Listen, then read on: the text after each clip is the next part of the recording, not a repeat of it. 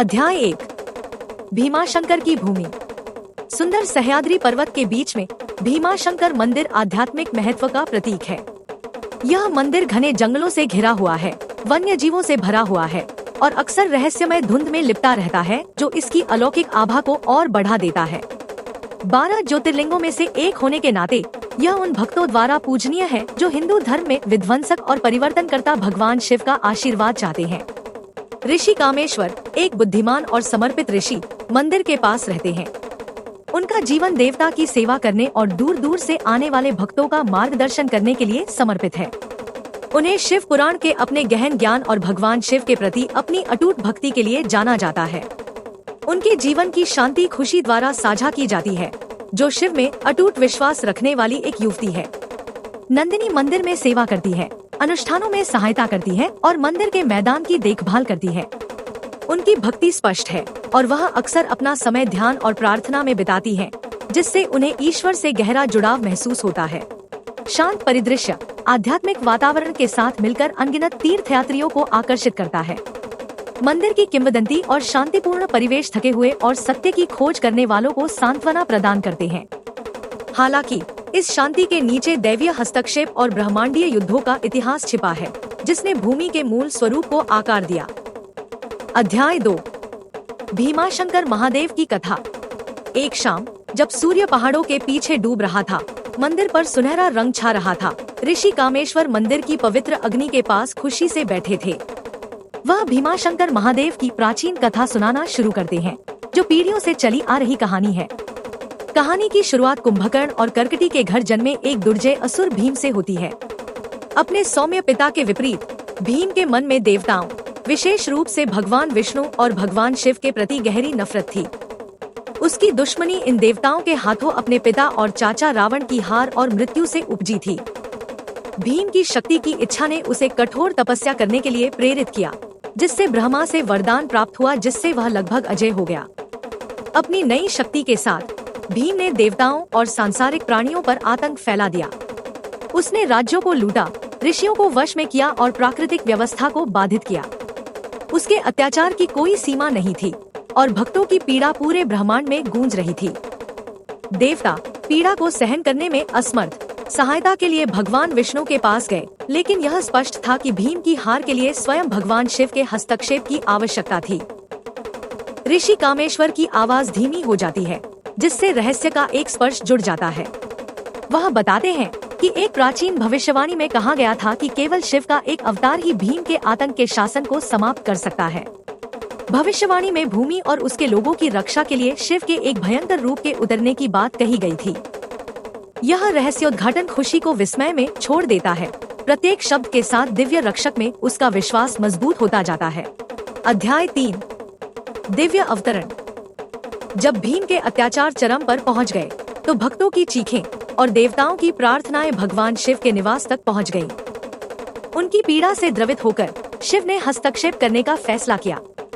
वे एक भयंकर रूप में पृथ्वी पर उतरे, शक्तिशाली असुर का सामना करने के लिए आवश्यक क्रोध और शक्ति को मूर्त रूप दिया।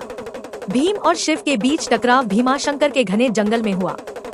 यह टकराव महाकाव्य से कम नहीं था, जिसमें ब्रह्मांडीय ऊर्जाएं टकरा रही थी और उनकी शक्ति से धरती कांप रही थी। भीम अपनी अपार शक्ति और वरदानों के साथ एक दुर्जय प्रतिद्वंद्वी साबित हुए। हालांकि शिव की दिव्य शक्ति बेजोड़ थी। युद्ध जारी रहा, प्रत्येक प्रहार पहाड़ों में गूंज रहा था, जो उनके द्वंद्व के ब्रह्मांडीय पैमाने का प्रमाण था। अंतिम गर्जने वाले क्षण में शिव ने भीमाशंकर महादेव के रूप में भीम को परास्त कर दिया। असुर की हार तेज और निर्णायक थी, उसका काला प्रभाव भूमि से दूर हो गया। यह जीत सिर्फ भौतिक विजय नहीं थी, बल्कि संतुलन और व्यवस्था की बहाली थी। एक समय आतंक की छाया में रहने वाली यह भूमि अब शिव की दिव्य उपस्थिति से धन्य हो गई थी। इस दिव्य विजय के उपलक्ष्य में भीमाशंकर ज्योतिर्लिंग की प्राण प्रतिष्ठा की गई। यह शिव की शाश्वत सुरक्षा और बुराई पर अच्छाई की अंतिम जीत का प्रतीक है। एक समय युद्ध से जख्मी हुआ यह भूभाग अब शांत और दिव्य ऊर्जा से भर गया है, जिससे भीमाशंकर भक्तों के लिए आशीर्वाद और आध्यात्मिक शांति पाने के लिए एक पवित्र स्थल बन गया है। अध्याय 4 मंदिर का संरक्षक। भीम की हार और ज्योतिर्लिंग की स्थापना के बाद भीमाशंकर मंदिर दिव्य ऊर्जा का एक अभ्यारण्य बन गया। ऋषि कामेश्वर और खुशी ने मंदिर की देखभाल करने का पवित्र कर्तव्य निभाया, यह सुनिश्चित करते हुए कि दिव्य ज्योति शिव की शाश्वत उपस्थिति का प्रतीक हमेशा जलती रहे।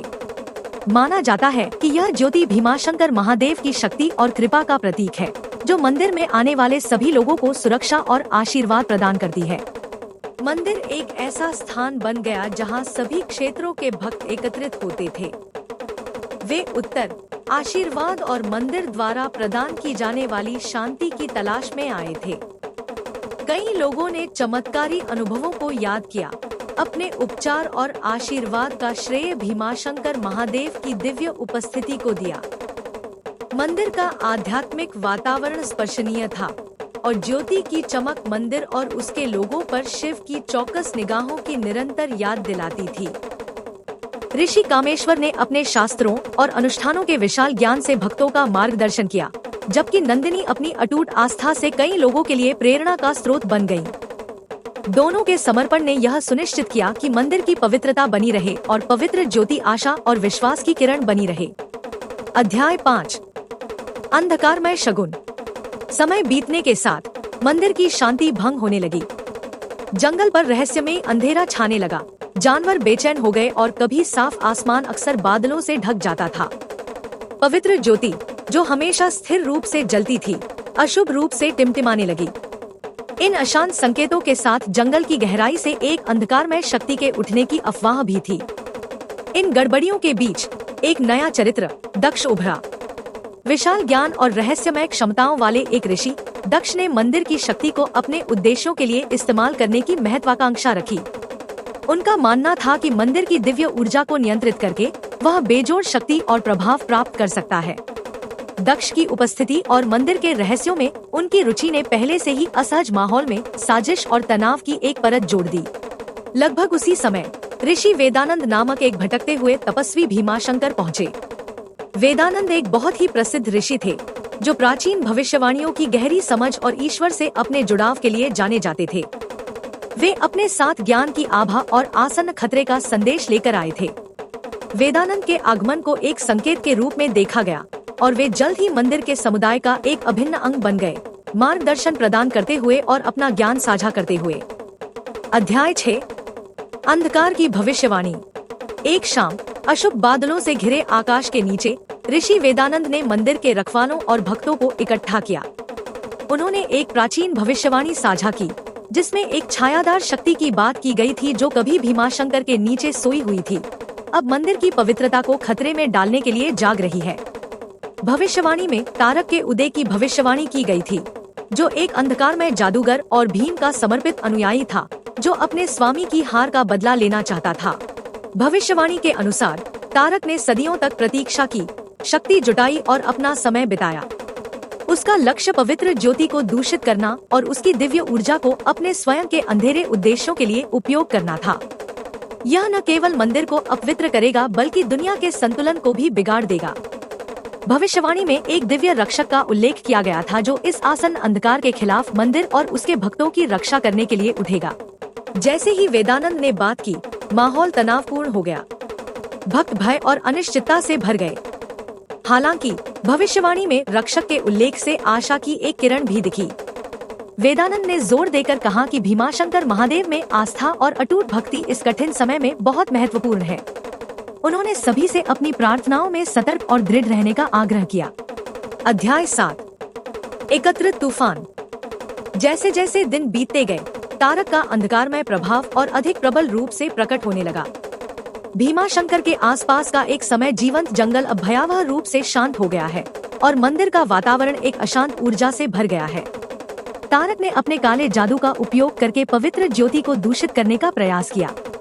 ज्योति टिमटिमाने लगी और मंद पड़ गई, जिससे भक्तों में भय फैल गया।